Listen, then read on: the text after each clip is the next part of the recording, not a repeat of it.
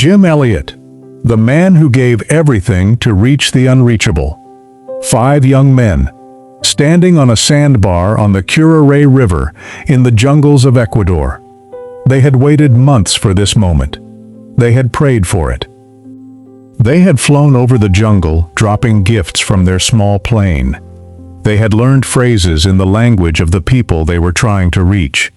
They had built a camp on that sandbar and waited. And the Huaorani warriors came. Not in peace. On January 8, 1956, all 5 men were killed, speared to death on the riverbank. Their bodies found floating in the Huaorani River. Jim Elliot was 28 years old. He had a wife. He had a 10-month-old daughter he would never see grow up. He had a journal full of prayers and dreams and convictions. And in that journal, written years before he died, was a sentence that would be read by millions of people across the world. He is no fool who gives what he cannot keep to gain what he cannot lose. This is the story of Jim Elliot, the man who meant those words with his life. Philip James Elliot was born on October 8, 1927, in Portland, Oregon. He was born into a Christian family. His father, Fred, was a traveling preacher who moved his family from city to city as his ministry required. Jim grew up in the church, not as a reluctant passenger, as a genuine believer from an early age.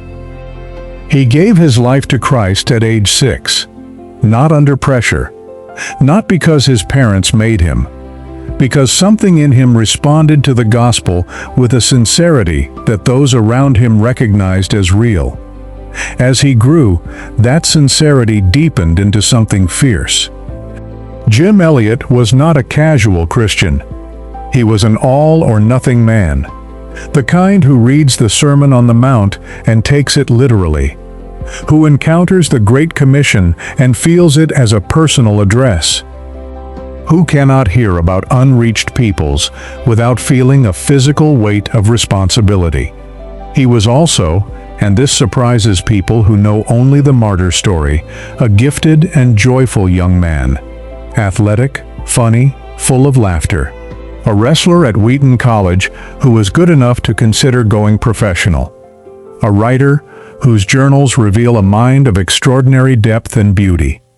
A friend who drew people to himself with warmth and genuine interest in their lives. He was not a grim ascetic marching toward martyrdom. He was a man fully alive, who chose to give that life away. Jim Elliot kept a journal from his teenage years, and those journals are unlike almost anything else in the literature of Christian devotion. They are raw. They are honest.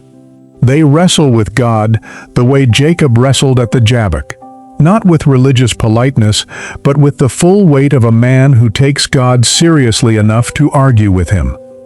He wrote about his struggles with pride, about his romantic feelings for Elisabeth Howard, the woman who would become his wife, and his determination not to let those feelings pull him away from God's call on his life.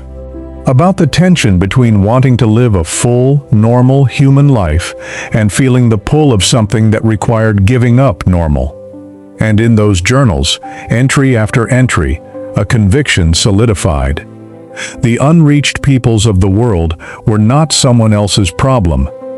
They were his responsibility, specifically, personally, urgently. He wrote, "I dare not stay home while Quichuas perish." He wrote, "Father, let me die to the fear of death."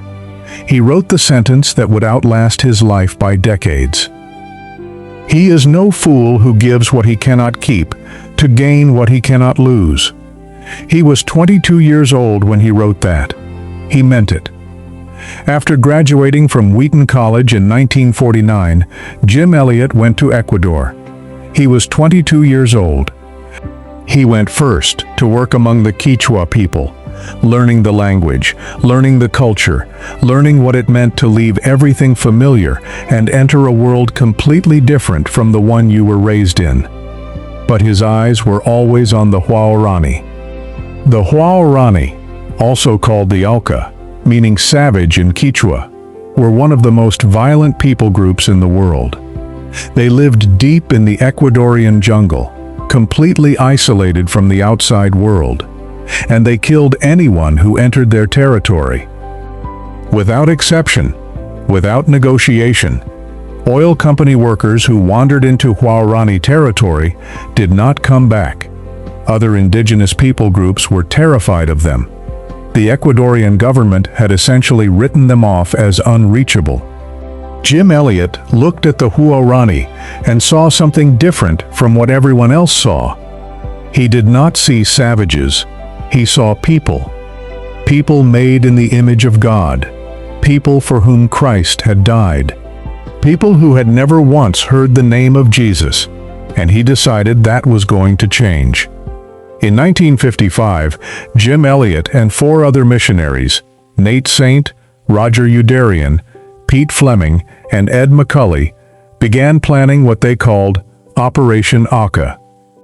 The plan was methodical, careful, as thoughtful as any plan could be, when its goal was to make peaceful contact with people who had never shown any interest in peaceful contact. Nate Saint was a missionary pilot. He flew his small plane over the Huaorani village of Tiwaeno. He lowered a bucket on a long line, and from that bucket, the team dropped gifts, ribbons, buttons, a kettle, food. Week after week, the plane came. Week after week, gifts were lowered into the village, and the Huaorani began to put things in the bucket in return. A woven headband, a small animal, signs, fragile, uncertain signs of something that might be curiosity, something that might be openness. The team learned phrases in the Huaorani language from a young Huaorani woman named Dayuma, who had fled the tribe. They practiced. They prepared. They prayed. And on January 3, 1956, they flew to the Curare River and set up camp on a sandbar they called Palm Beach. The first few days at Palm Beach were filled with cautious hope. On January 6th, 3 Huaorani people emerged from the jungle, a young man and 2 women. They came to the camp. They accepted food. The young man, whom the missionaries nicknamed George, was taken up in Nate Saint's plane for a brief flight. He seemed delighted. The missionaries radioed their wives. They were excited, cautiously, genuinely, prayerfully excited. This was working. God was opening the door. The 3 visitors left, and the missionaries waited for what would come next. What came next was not what they had prayed for. On January 8, 1956, a group of Huaorani warriors approached the sandbar. What happened in those final minutes on the Curare River has been reconstructed from the evidence found afterward. From the recordings the missionaries had made, from the testimony of Huaorani people who later came to faith and described what had happened from their side of the riverbank. The warriors attacked. The 5 missionaries had guns. They chose not to use them. They had discussed this beforehand. They had agreed that if it came to a moment of confrontation, they would not fire at the Huaorani, because the Huaorani were not ready to die. They had never heard the gospel. They had no chance at eternity. The missionaries were ready. They had given their lives to Christ. They had settled the question of death long before they landed on that sandbar. They fired their guns into the air. Warnings. Not at the warriors. It was not enough. All 5 men were killed. Jim Elliot, Nate Saint, Roger Youderian, Pete Fleming, Ed McCully. 5 young men, 5 families shattered, 5 wives widowed, children who would grow up without fathers, and a world that heard the news and wept. The story broke in Life magazine. 10 pages. Photographs of the 5 men. Photographs of the sandbar. The story of what they had attempted and what it had cost them. Millions of people read it.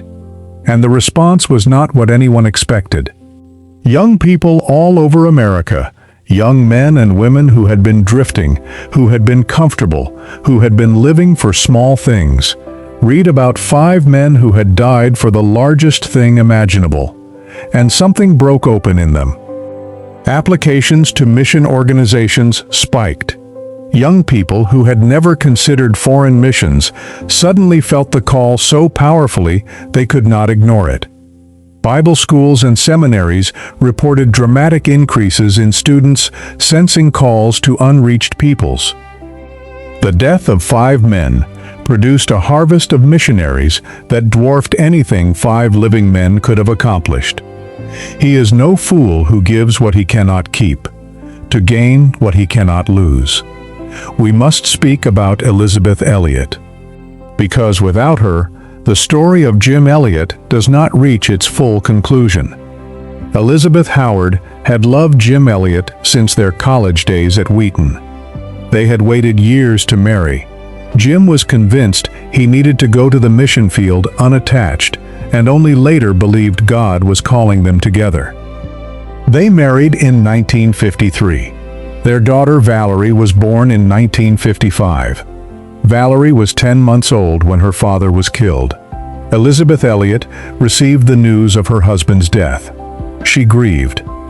Deeply and honestly, and without pretending it did not hurt. And then she did something that the world could not comprehend. 2 years after Jim's death, Elisabeth Elliot went to live among the Huaorani, the people who had killed her husband. She went to live among them, with her young daughter, in their jungle, in their homes, learning their language, eating their food, sharing their lives, and telling them about the Jesus that her husband had died trying to reach them with. The Huaorani had no category for this. In their culture, violence was answered with violence. Killing created obligation, the obligation to revenge. A woman who came in love to the people who had killed her husband was something they had never encountered. It was the gospel in flesh, walking into the jungle, sitting in their homes, looking them in the eyes. The Huaorani people came to faith in Jesus Christ. Not all of them immediately, not without struggle and setback and the long, slow work of the Holy Spirit in a community that had been shaped by violence for generations. But they came. Some of the very men who had carried the spears on January 8, 1956, men who had killed Jim Elliot, gave their lives to the Christ that Jim Elliot had died trying to bring to them. One of those men, Min Kay, became a devoted follower of Jesus. He later traveled to America. He stood on platforms and told the story of what he had done and what Christ had done in him. He became close friends with Steve Saint, the son of Nate Saint, one of the men he had killed. Steve Saint called Min Kay grandfather. Min Kay called Steve his son. The gospel does that. It takes a murderer and a dead man's son and makes them family. People have asked for 70 years. Was it worth it? 5 young men dead. 5 wives widowed. Children growing up without fathers. Was it worth it? Elisabeth Elliot answered that question for the rest of her long life, not with a simple yes. With something more honest than that, she said, "The question is not whether it was worth it in human terms. The question is whether God is who He says He is, whether His purposes are larger than our understanding, whether a grain of wheat falling into the ground and dying actually produces fruit." The Huaorani Church exists. It has sent its own missionaries to other tribes. The cycle of killing that had characterized Huaorani society for generations was broken. By the gospel, carried there by 5 men who chose not to fire their guns. Thousands of missionaries were sent to unreached peoples because 5 men died on a sandbar. The grain of wheat fell into the ground, and it produced a harvest. Elisabeth Elliot published Jim's journals in a book called The Journals of Jim Elliot. She published the story of the 5 missionaries and what happened on the Huaorani River in a book called Through Gates of Splendor. It became one of the most widely read missionary books in history. Millions of people read Jim Elliot's words. Millions of people encountered a young man who had decided that Jesus was worth everything. Not as a theological proposition, as a lived, died reality. The sentence he wrote in his journal at 22 years old has been quoted in sermons, carved into walls, printed on posters, tattooed on skin, and spoken at deathbeds around the world. He is no fool who gives what he cannot keep to gain what he cannot lose. He wrote it, he lived it, he died it, and the world has never forgotten it. Jim Elliot was not a superhero. He was not extraordinary in any way that separated him from ordinary believers.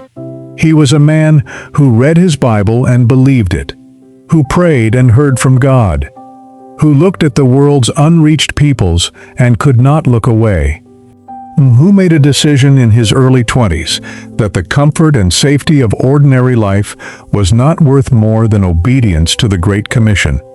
He was 28 years old when he died. Most people's lives have barely started at 28.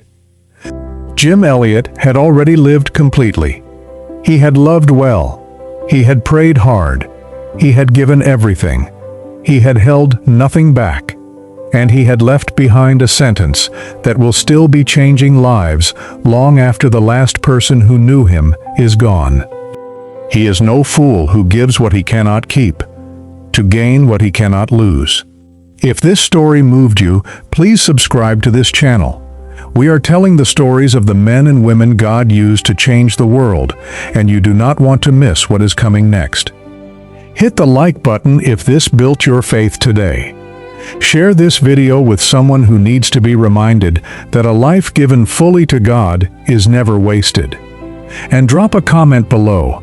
Tell us which moment in this story struck you the most. We read every single one. The next general is coming very soon. You will not want to miss that story either. This is God's general's testimony. He is no fool who gives what he cannot keep, to gain what he cannot lose. Jim Elliot meant those words with his life. What will you do with yours? Thanks for watching. See you in our next video. God bless you.